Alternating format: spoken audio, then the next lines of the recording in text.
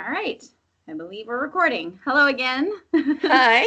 And thanks again, Mom, Dr. Lynette Louise, the Brain Broad, for doing this series with me. Last week, you talked to us about the vulnerability that people with special needs have to sexual assault.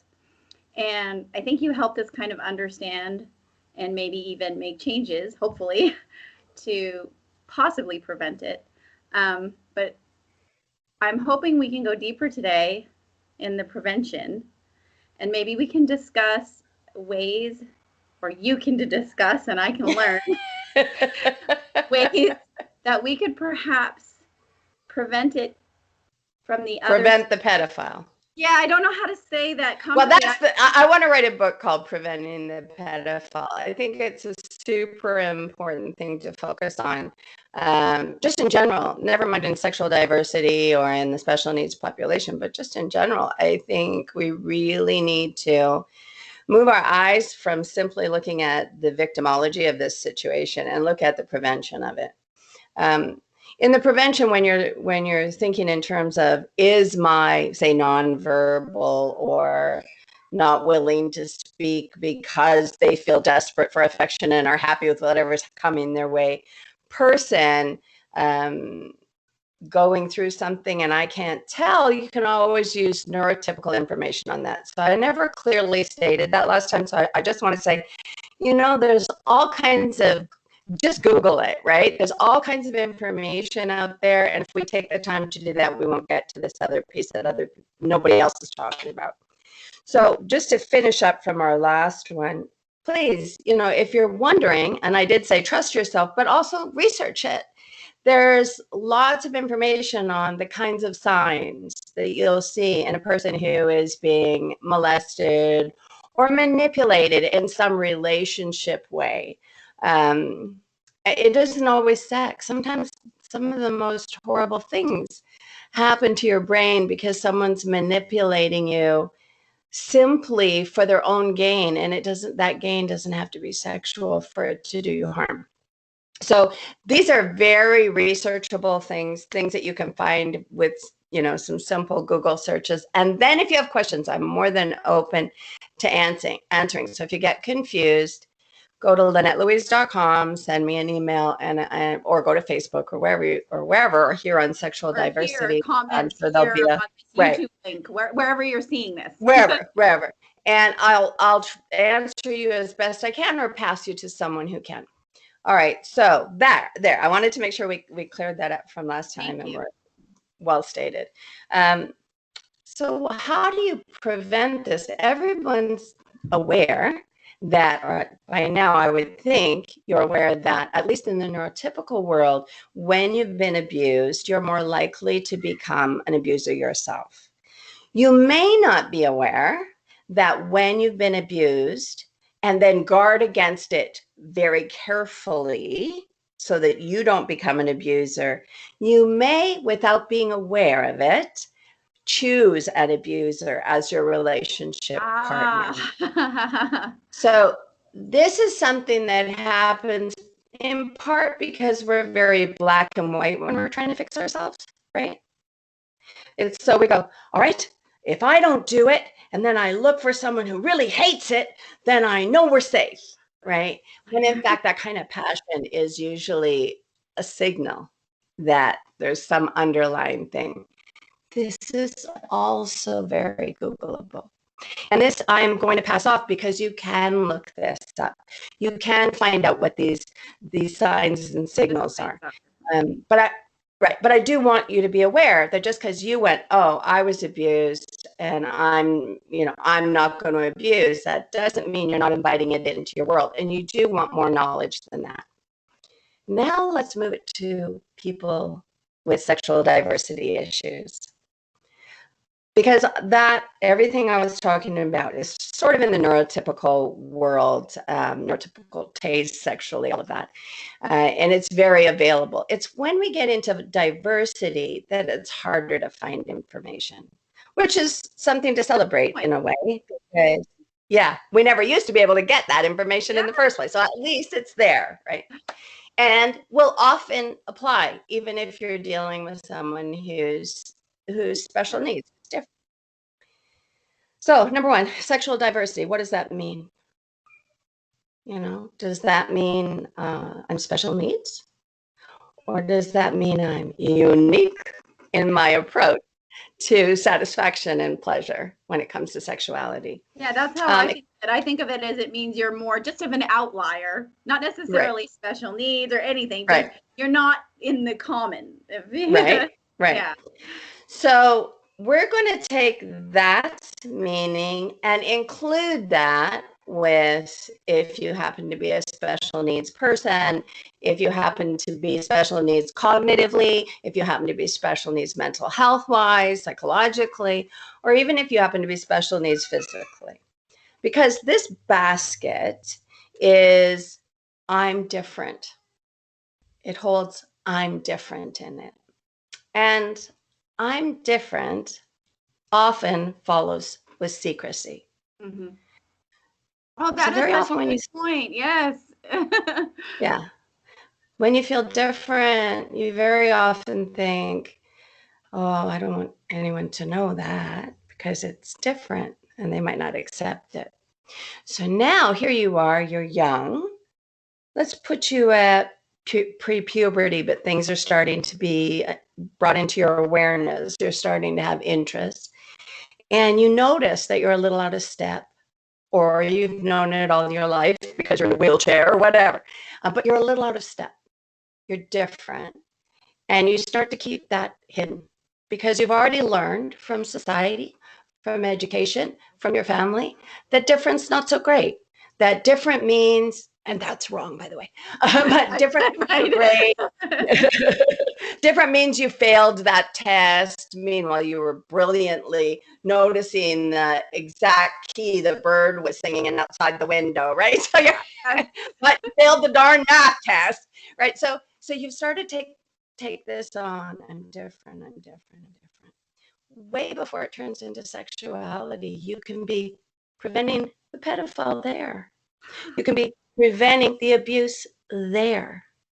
You can be saying, wow, I loved the word unique when one of my daughters, Kaya, gave it to Rye, or she used the word unique or she used the word odd.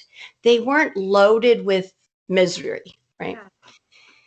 And so you can start finding new adjectives for your child, finding ways to help your child to embrace and love and see the value in their difference and want to, and this is the important part, want to speak out. Even if it's through facilitation and typing and pointing or whatever method they have. You want your child to want to include you in their sexual development. And you don't start with sex. No, that makes so much sense. Right? Right. And even if their feelings different and so they get comfortable with secrets are not uncomfortable and they're the way you live. That's huge. I didn't think of ever. So a lot of the things as a parent that you think, oh, that's not that important, especially when you're dealing with somebody who has this unusual perspective for whatever reasons. When you start thinking it's not important to value their self-worth, to get them talking, to keep the communication flowing in the early stages, you can't just jump in and go, hey, well, let's have the talk. Looks like you got your breasts. Right? It's right. Develop it. Now, let's say you've made that mistake. Thank you. A lot of people are going, what? What did I do? Right. So let's say you've made that mistake and maybe some things have happened to your child. So, hating yourself for it and thinking it's too late, it's not going to help. What you can do, though, is go, I think I made a mistake here. Let's begin just communicating like crazy about everything. Let's just begin, because you don't want this whole laser focus on something uncomfortable till conversation's beginning. If you've ever watched a movie with a psychotherapist sitting across from someone, they usually just sit there and wait and talk about things, and they'll ask the real questions, and I don't want you to be afraid of the real questions, but they don't laser focus on the person and make them more uncomfortable. They make them more comfortable. Copy that. right? We watch movies all the time. For goodness sakes, use them to your benefit, right? So go back to the idea that communication is the point. All right, now let's prevent the pedophile. Let's say you've got a child who's finally telling you that there's weirdness inside them. They may not tell you how it came to be. They may not tell, it may not have anything to do with any sexual foray against or with them. It may be something they saw on TV. It may be something that came from when I was talking about my son wanting nylon fabric. It may be something sensory that comes directly from them. Maybe because of their physical structure, because I'm this tall, I walk around the world and look at everyone's crotches. And as I developed and the dopamine and the estrogen, all these hormones started to change me, I was looking at that and I got thoughts and this is what I thought. And it may develop you differently. And that same person might develop into, let's say, wanting somebody more their size. Or let's say they're in a wheelchair wanting someone, because you're only a pedophile if it's someone too young, right? So if you're just developing in an unusual way, that's next time. And we'll just talk about that and have some fun with that. And that's all really okay. Yeah. We have one more series to go. But if you're developing in a way where, because of these secrets, because of this self-shame, because of this unusual way that you experience the world through your perspective, through your sensory system, through your height, through your wheelchair, through your whatever, because of that, you now have gotten too uncomfortable with a peer relationship in sex, or with what you view as someone greater than you because you've decided you're less than, because you think you're different. You've been keeping secrets. Like so now in the last episode about how self-esteem is often the issue when people Right. So you're keeping all these secrets. You start this sort of self-hate or self-esteem issue. Everyone that's interested in you, you think there must be something wrong with them because you know you're broken. So you turn away anybody with this genuine, clean, beautiful affection for you. And you turn to people that don't want you. That's a common response.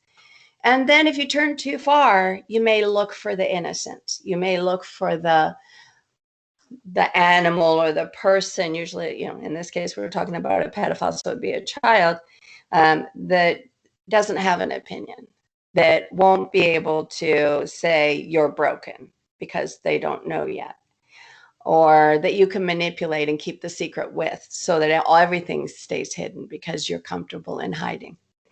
So how do you prevent that? Well, you prevent it by when that communication starts. And when they give you a sliver, just a little sliver, and say, that 4-year-old's really cute.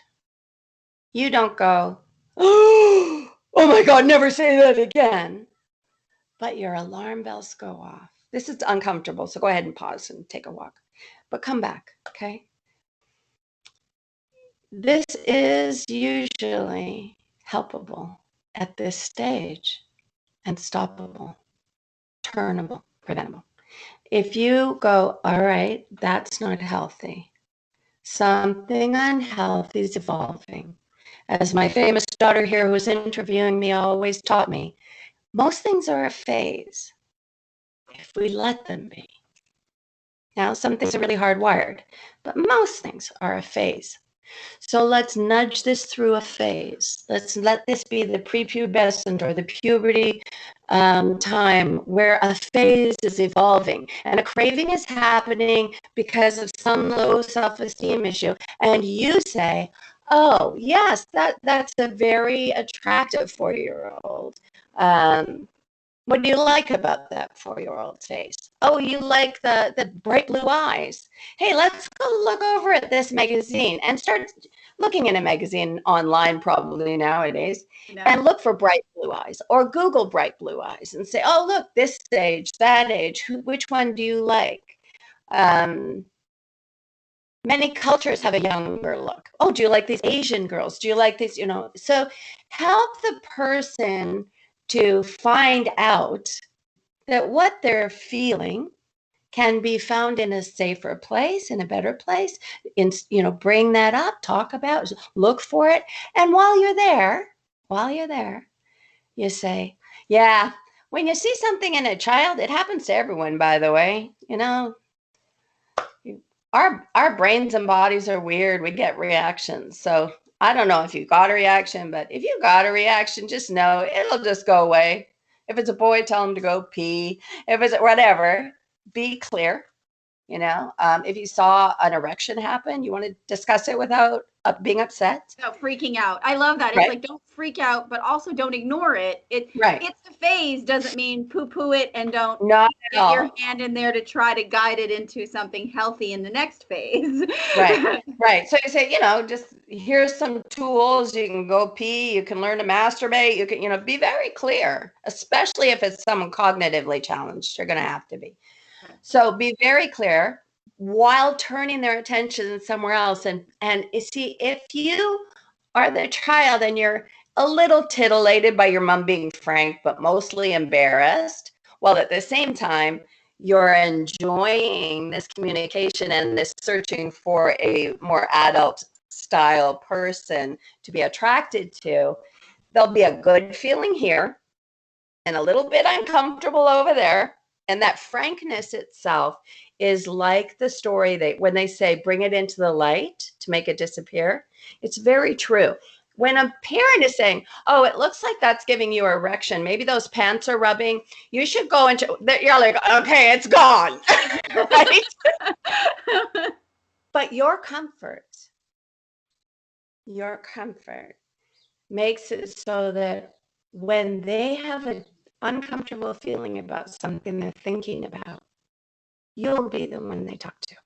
That's exactly where I was about to go down. And not only in those moments that you have, can you take advantage of those moments, but now you're going to get many more moments because right. You'll be frank with them, that you aren't going to freak out, but that you will talk to them. Right. Yeah. Right. And in girls, it's a little harder. If you're looking at a girl, you don't see a spontaneous erection show up. So it's a little bit harder. But they still have signals. They have ways that they move. Their nipples get erect, so you might notice that. So there are physical things. But there's also knowing your child. Yeah. So if you don't know them yet, start now. Start knowing them. Because at the end of the day, this is all about knowing that there is a sexual phase you're about to come into, and you want to evolve into it well. And if somewhere in that process, your child lets you know that something has happened to them and you feel unequipped, please reach for special help, reach for a therapist, reach for someone who can help you here. Don't make pleasure bad.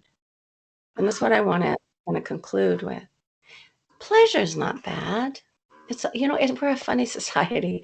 I do play therapy all the time, and the parents don't appreciate it till it looks like work. Meanwhile, they learn more when you play than when you work. Making pleasure bad forces people underground, creates that secrecy, builds that feeling of I'm different, I'm bad, I'm shameful, and begins a process of turning us into something we'd rather not be. Please, pleasure is a beautiful thing, but it needs to be handled well. Yeah. So get comfortable with talking about it. Thank you. Thank you so much. I think that is a lot for us. Yeah, they probably have to there's probably some triggers in there. Sorry. Maybe, but mostly it's maybe, yes, you're right. But also it's just so exciting. I mean, it is information that we can use, and and if you have a trigger, pause it and ask yourself why. Why? Do the work with yourself. Right. right? Because you're not going to be comfortable in that conversation if I'm triggering you. So, right. So that's the first signal that there's something going on there for you. Okay. Well, thank you again so much. I can't wait to share this with everybody. And it won't be light and fun next time. One more light and fun. Okay. All right. Thank you. You're welcome. Bye. Bye.